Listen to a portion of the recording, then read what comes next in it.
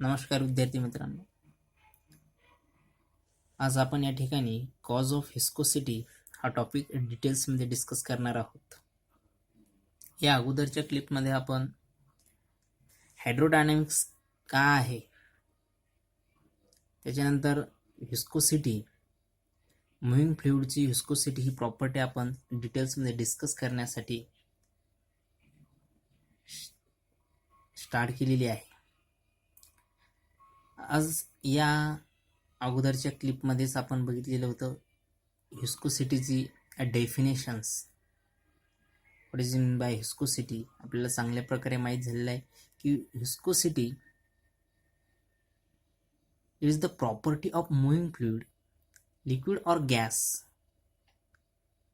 opposed to the relative motions between its layer is called viscosity of the fluid.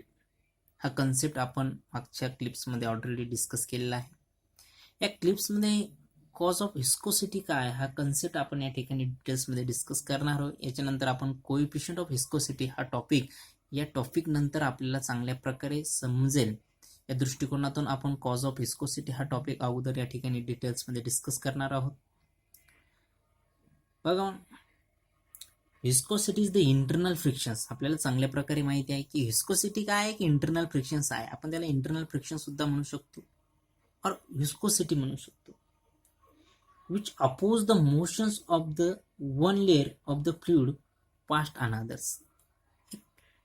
एक layers काय करत असतात, ह्या लेयर्स अपोज करत असतात मोशन्सला. एका दुसऱ्या लेयर्सवर ज्यावेळेस एक लेयर्स काय होत असते, मूव्ह होत असते, त्यावेळेस त्या लेयर्समध्ये त्या लेयरच्या मोशन्सला काय केलं जातं, अपोज केलं जातं. The force of attraction between the molecules of the moving fluid determine the viscosity of the fluid. ते काय फोर्स ऑफ अट्रॅक्शन्स असणार आहे moving फ्लुइडच्या मॉलिक्युल्सचा.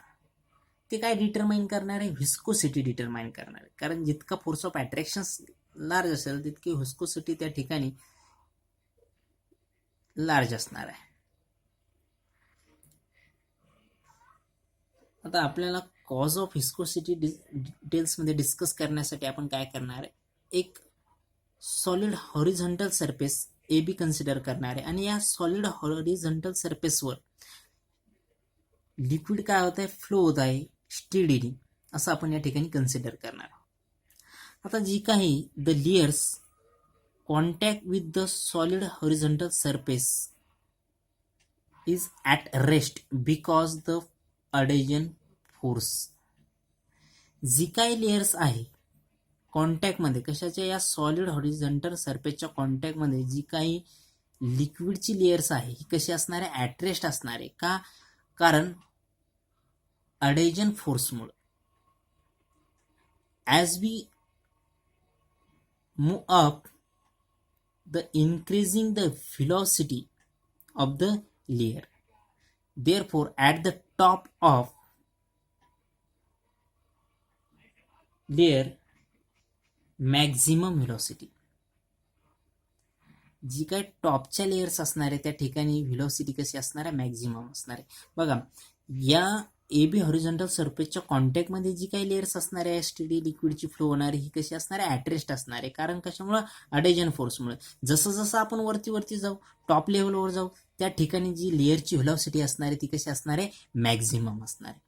Therefore we consider the at the top, therefore we consider the two layers MN and PQ, two parallel layers, which are they, MN and PQ. These are the parallel adjoint layer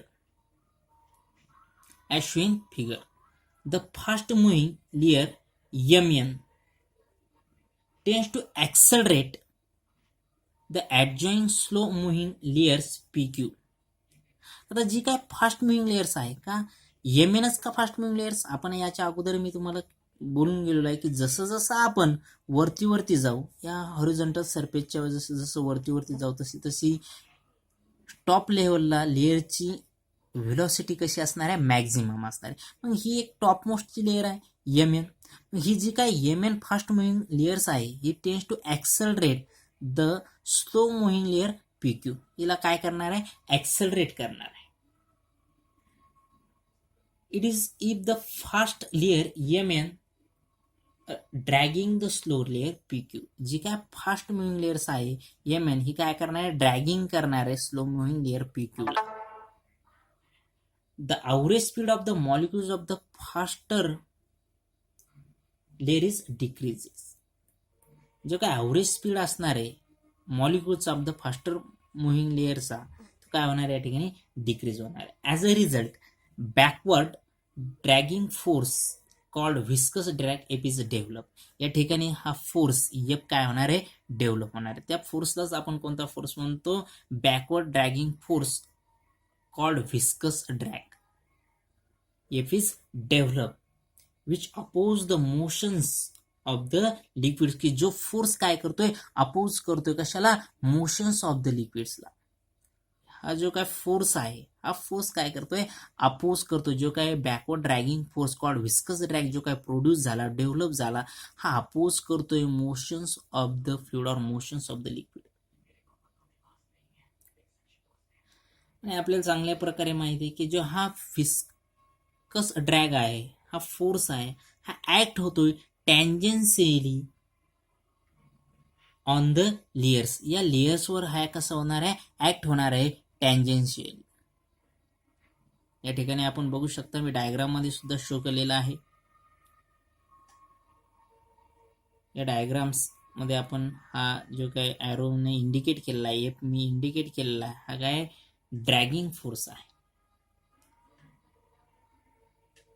it is found that viscous drag between the two layers. हा जो काय force आहे, viscous drag आहे between the two layers is directly proportional to the, हा directly proportionals आहे, is directly proportional to the area of the layers and velocity gradient, that is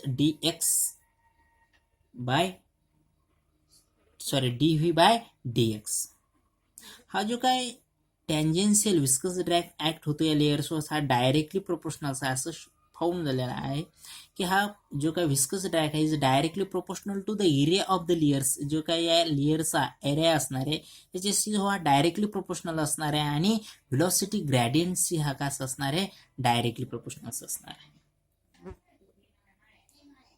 तर velocity gradient काय आहे, change in velocity divided by the perpendicular distance between the layers. Change in velocity divided by the perpendicular distance between the layers. या दोन layers मध्ये जे काय perpendicular distance dx आहे, हा डिवाइड्स मध्ये त्यालाच काय आपण म्हणतो, velocity gradient. When the liquid flows, backward dragging force viscous drag is developed between the layers that retards the motions of the liquids. हा काय करणार आहे, मोशन लिक्विडच्या मोशन्सला काय करणार आहे, अपोज करणार आहे.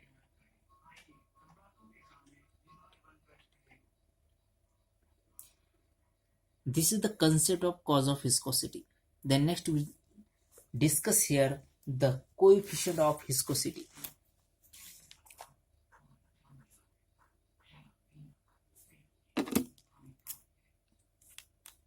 Coefficient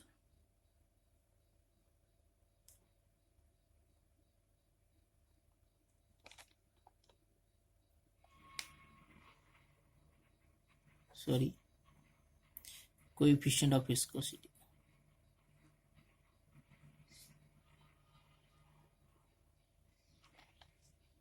Of viscosity.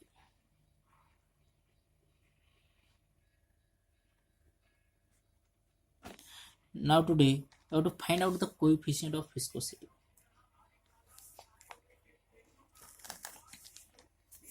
Let us draw the simple diagram.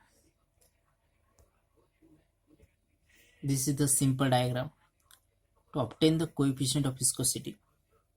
बघा आता आपण सिमिलर डायग्राम ड्रॉ केलेला आहे कॉज ऑफ व्हिस्कोसिटीज प्रमाणे. जी डायग्राम आपण वरती ड्रॉ केलेली आहे तशीच डायग्राम्स आपण या ठिकाणी ड्रॉ केलेले आहे. This is the solid surface.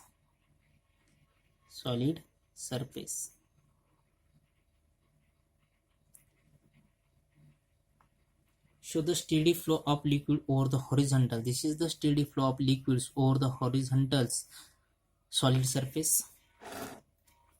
AB. Consider two parallel layers PQ and MN. आपण या ठिकाणी दोन पॅरलल लेयर्स कन्सिडर केलेले आहेत फ्लुइडच्या PQ आणि MN. Each of area A, प्रत्येकीचा जो काय एरिया असणार आहे तो ए असणार आहे. ॲट अ डिस्टन्स बघा x and x plus dx. बघा जी काय PQ लेयर्स आहे तिचे जे काय डिस्टन्स असणार आहे ते x असणार आहे from the horizontal solid surface पासून, आणि त्याच्यानंतर जे काय MNचं जे डिस्टन्स असणार आहे ते असणार आहे x प्लस dx. काय असणार आहे? x plus dx. कशाचं? MMचं डिस्टन्स. ही जी काय MN लेयर आपण कन्सिडर केले तिचं डिस्टन्स असणार आहे x प्लस dx. बघा मग आता काय, we have to consider the two parallel layers PQ and MN, each of area A at a distance x plus and x plus dx from the solid surface AB,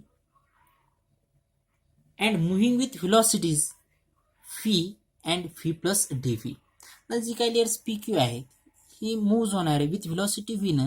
आता layers MN moving with velocity v plus dv.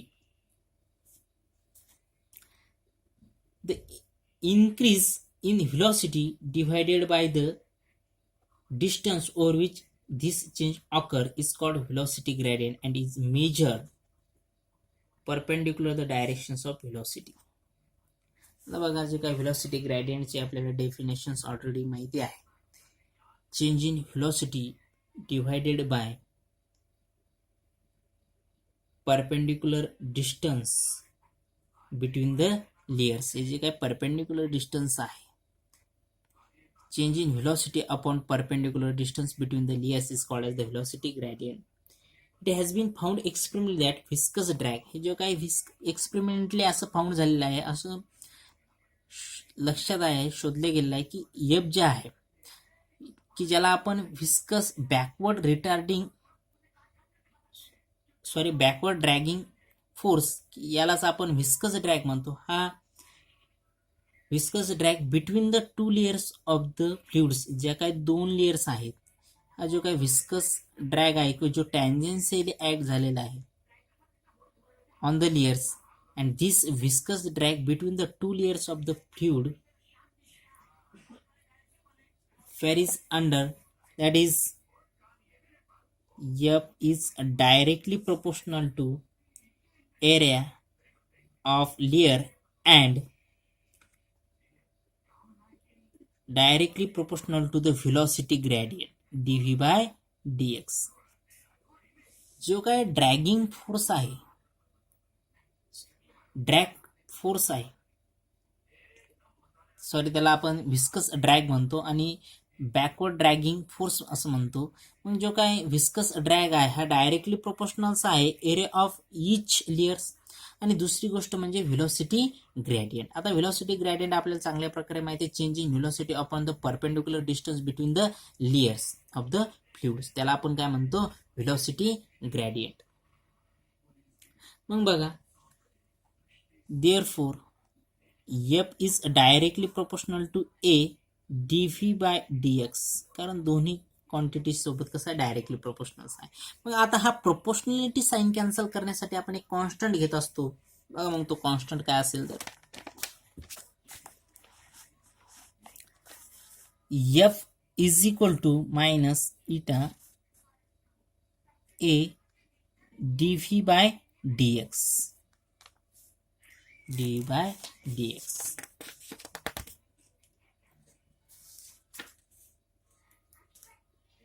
When eta is constant of proportionality and is called coefficient of viscosity, या इटालाच आपण काय म्हणत असतो? coefficient of viscosity. Its value depends upon the nature of the liquids. या जे काही Itachi value आहे ही depends असणार आहे लिक्विडच्या नेचरवर, त्या फ्लुइडच्या नेचरवर.